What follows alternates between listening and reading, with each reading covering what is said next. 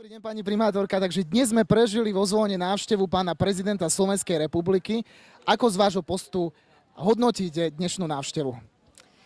Tak pretože som ho sprevádzala hneď od rána vlastne po celom Zvolenie, po jeho návštevách, či už v Charite, alebo aj na Technickej akadémii, tak ja musím skonštatovať, že pán prezident sa veľmi živo zaujíma o jednotlivé regióny, pýtal sa, aké máme vízie, kde by sme chceli Zvolen doviesť, či naozaj potrebujeme to investorov, keď už máme diaľnicu do Zvolena, že či cítime príliv investorov. Pýtal sa na v podstate zamestnanosť, trošku sme ju rozoberali podrobnejšie. Pýtal sa na vlastne možnosti rozvoja, alebo čím by sme zlepšili ekonomiku mesta.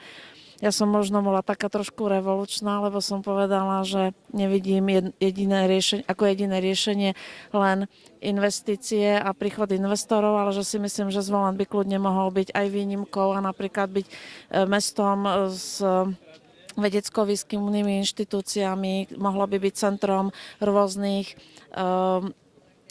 štátnych inštitúcií, pretože v strede Slovenska teda je to dopravný úzol a tým pádom by naozaj mohlo byť vo Zvolene etablované úplne iné podniky, inštitúcie, fondy štátne, rôzne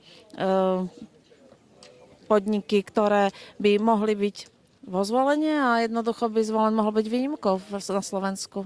Príde pán prezident v dohľadnej dobe do Zvolena ešte raz?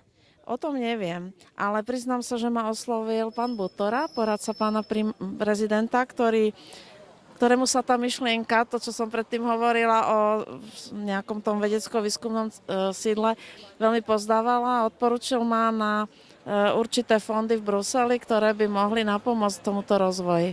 Ďakujem veľmi pekne. Pre študentskú televíziu Matej Miklian.